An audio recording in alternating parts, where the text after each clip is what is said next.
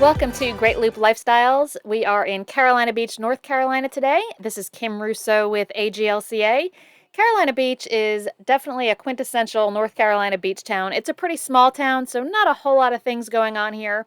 We tied up at Federal Point Yacht Club, which is towards the inner end of the canal there. Some beautiful pastel-colored beach houses surround the yacht club, and it's a great spot to tie up.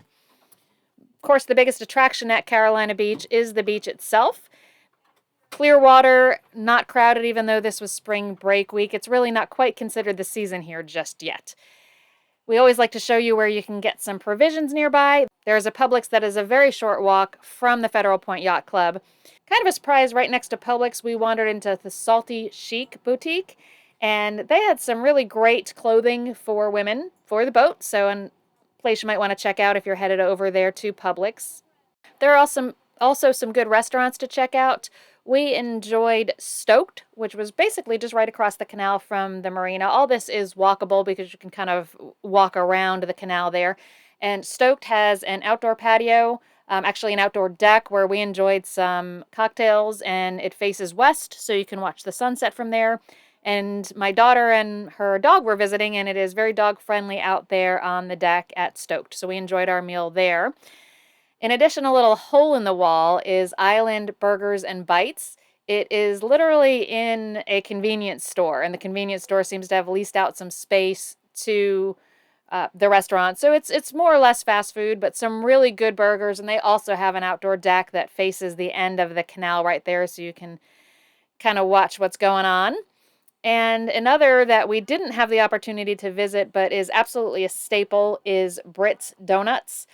Kind of in keeping with our now tradition of arriving places where things are still closed. As I mentioned, it's not really quite the season here in Carolina Beach yet. So Britts Donuts has been there on the Boardwalk area since 1939, and they are only open when we were there in early April from 4 p.m. on Fridays, and then the rest of the evening on Friday, and then all day Saturday and Sunday, and that was it, and that just did not overlap our stay. But so many people told us, you have to go to Britts, and we just sadly didn't have that opportunity.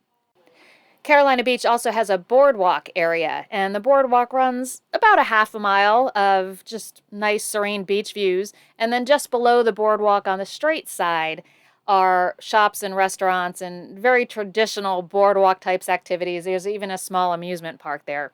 So while I'm showing you some of the scenes from there, I do want to mention another great thing about this stop was the harbor hosts that are nearby. I know I mentioned our harbor host program last time around, but these are AGLCA members who volunteer to assist other members coming through their hometown, and we don't list their names publicly, but they know who they are, and thank you to them for hosting us and for taking some great pictures of the Perch as we came by.